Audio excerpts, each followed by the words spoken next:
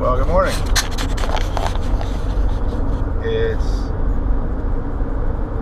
don't even know what time it is. 7:22 in the morning. I'm 20 minutes late at least. On my way to Jack's Beach. I'm in Jacksonville this weekend and going to hit Jacksonville Beach. Last hurricane season, this beach was hit pretty hard by Hurricane Matthew, and it really destroyed the beach. They've done a lot of work to replenish it, get all the sand back in place, redo the dunes. They just finished that a few months ago. So I have no idea what kind of condition the beach is going to be in. I've heard they did a really good job on it though. Jacksonville takes really good care of their beaches. And they got their work done in time for what they call the opening of the beaches. Every summer they have this kind of a little festival. It's called Opening the Beaches, and it's a big deal down at the beach. So anyway, I don't know what kind of condition. I don't know what kind of stuff I'm going to find. It's all going to be fresh drops, and so I'll let you know what I find.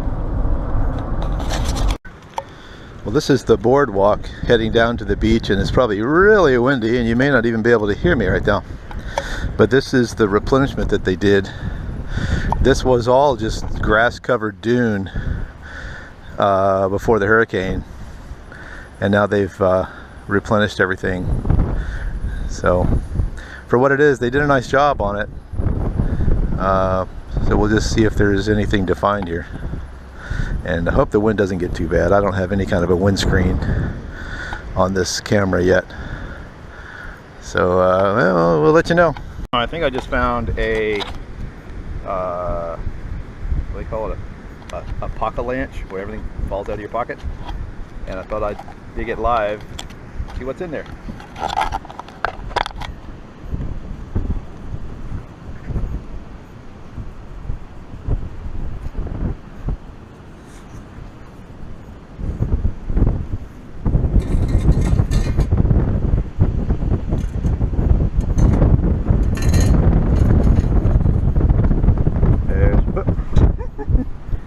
There it was, a quarter.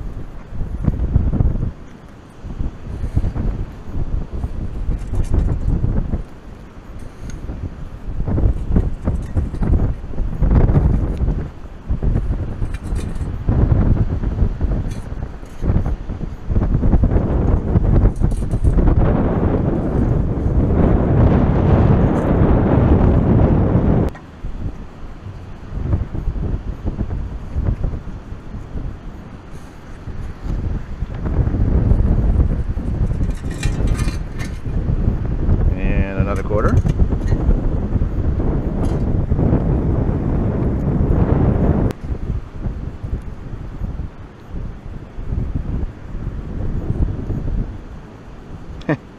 Wow, well, some pocket spill. I found a lighter and 2 quarters. Oh well. I had visions of the silver sniffer a while back. He got into a pile. Somebody must have just dumped a roll of quarters out. He just filled his pockets with quarters. So, but no, not this time. We just got 2. So let's keep going. I'm a little impressed. My little detector that usually doesn't do very well in wet or damp found me a quarter. So could have been there for a little while too. Yeah, that's pretty cool. Another quarter. Alright, I'm probably going to jinx myself, but so far I've dug almost no trash, and all coins, not a lot, but all coins, but just now a pull tab. So, yeah, so it's going pretty good so far. Alright, be back.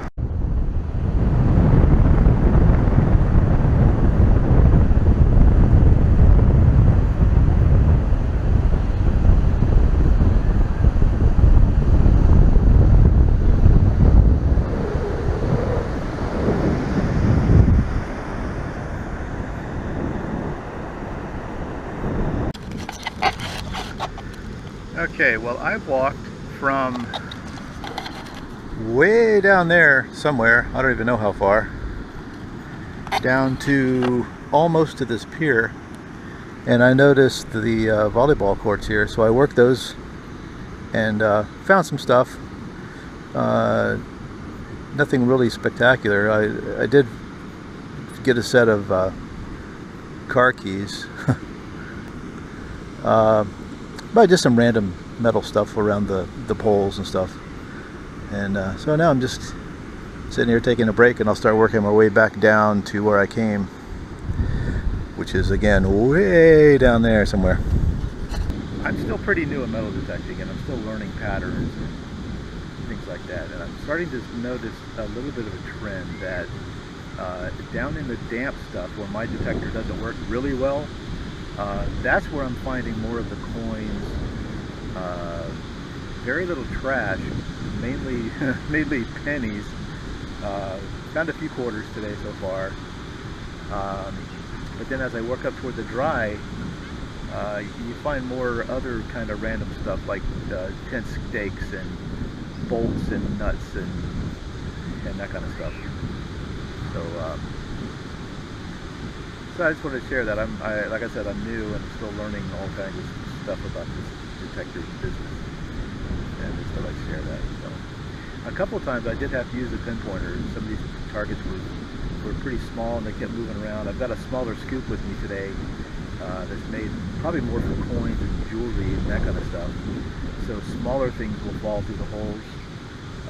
I didn't bring my big scoop. I've got a big T-Rex that weighs about 840 pounds, so I don't drag it around with me anymore since I got my little scoop. This guy. So that works really well on the dry sand for targets that have any kind of a size to it. So bottle caps and coins, things like that, you can pick them up pretty quick. It's pretty easy. I'm saving my T-Rex scoop. I am going to put a lighter handle on it, and but I'm saving it for the day I get my my Excalibur, which won't be soon, but in the meantime I've got my little Garrett 400 that finds stuff, so I can learn a lot with that, and then when I do step up to the big one, I'll be able to hopefully do a good job with it. The learning curve may not be so big. Well, that wasn't too bad. Went all the way down to the pier down there, and worked my way back. Found a lot more coins this time than I think I ever have. So maybe I'm getting better. Maybe my skills are improving. So I made it back up to the car and decided to sit in the AC for a few minutes and cool off, get something to drink. And I may go back out on this beach. There's a lot of people starting to come out, so I'm having to kind of weave around people and stay out of their way and stuff. And I don't like doing that. I don't like disturbing other people. They come to the beach just to hang out and have fun. They don't need to have to dodge some bozo with a detector. So I'm thinking about going down to another park that's down south of here, or I'm sorry, no, it's north of here. A beach that I detected before and didn't find much, but it was a really windy day and I didn't stay out very long. So I think I'll hit that one for a few hours and see what I can find. And if I find anything, you'll be the first to know. Like I said before, I'm new at this, and I watched a lot of metal detecting videos. I did a lot of research and all that before I bought my detector and actually got into it, and decided that I wanted to do videos as I learned things, like some other people have done on YouTube. And I've come to one realization that watching a YouTube video of somebody metal detecting a beach is kind of like watching a fishing show, where the guys just catch one fish after another. It looks like they just caught fish all day long. In reality, they may have fished for 3 or 4 days and caught all those fish. There is a lot of dead time, a lot of downtime between each target a lot of times, and sometimes you'll go 10 or 15 minutes sometimes and not even get a signal, not even a beep. So I just thought that was interesting. That just occurred to me as I was on the beach a little while ago. I was like, man, this is nothing like, you know, like some of these guys, they're just like, oh, look what I found. Oh, look what I found. Oh, and it turns out they probably spent all day long to find those handful of really cool things that they found. So anyway, it was just something interesting I thought I'd share. And that's why they call it fishing and not catching. So I don't know what you would call detecting and not finding, I guess. Something else I'd like to share. Back in the day, metal cans, aluminum cans, came, the way you opened it, it was called a pull tab, where you actually pulled the tab and you removed it from the can. People were choking on these things, and they were dangerous. You drop them, they were sharp, you could get cut on them and things like that. So some smart people came up with a way to open a can and not have to remove a piece of metal that you could hurt somebody with. And they came up with this thing. And all you got to do, you pull it forward like this, see? And you put it back down like this, see? And that's all you got to do. You don't have to take it off the can and drop it on the beach. Because when you drop it on the beach, it's not going to hurt anybody. It's got rounded edges and all that. But when you're out there with a metal detector, this rings up like gold. So it just drives detectors crazy. So it's just a little public service announcement. Please don't pull those things off of your can and drop them on the beach. You don't have to take them off at all. In fact, I heard that they made them so that if you, well, I just took it off. I just took it off. Never mind. I heard that you could stand it up and stick a straw through the little hole, but I can't demonstrate it because I just took it off. I just violated my own rule. Yeah, whatever. So we picked up some subs and now we're headed to Kathryn Hanna something park. The beach that I've hunted before, just a little bit, and found some stuff. So I think that was before the hurricane too, so it might be, I don't know, beach might be different there now, so we'll see. So we'll keep you posted. Okay, so we're back at Hanna Park to the beach. I detected this one here about 6 months ago. It was very, very windy and I didn't find a whole lot, but I have reinforcements with me today. Hi. Hi. Hi, I'm Hall. I love pointing a camera to somebody. So anyway, we're gonna go dig around and see what we can find, and if we find anything, we'll let you know.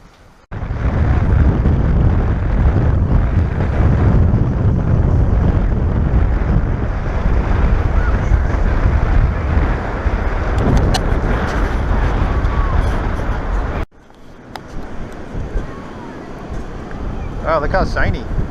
It is. Pass over the hole there.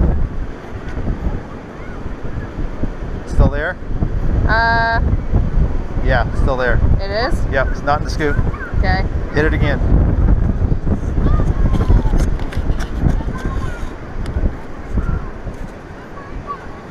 Check the hole. I'm not hearing anything. Not there? Okay, shake it out.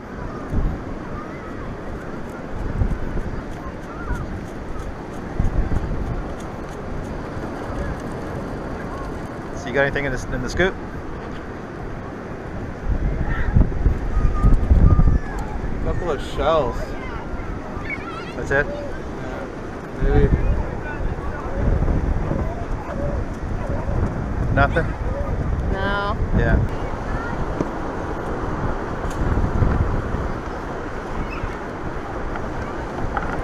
There's something straight up, straight below there. Maybe I kept bumping something. No, it's the wet sand. Oh. Confused it. Dang it.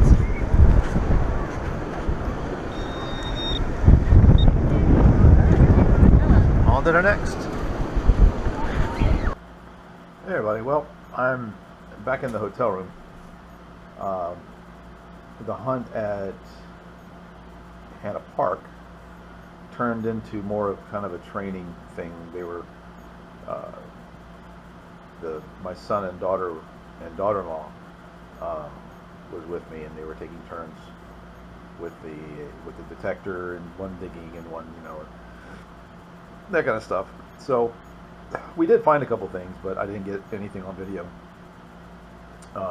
Actually, I forgot I had the camera with me. That's how the day ended. I got a whole bag full of stuff that I found. A lot of trash, a lot of stuff to be thrown away. And I think it's $1.30, let's see, $1, I don't know, $1.50, something like that in change. Mostly old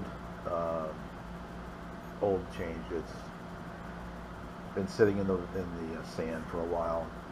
It's lost its silver coating, all that stuff. So anyway, it was a good hunt. It's always good to get out and detect. I haven't been out in a long time. So I guess that's it. See you soon.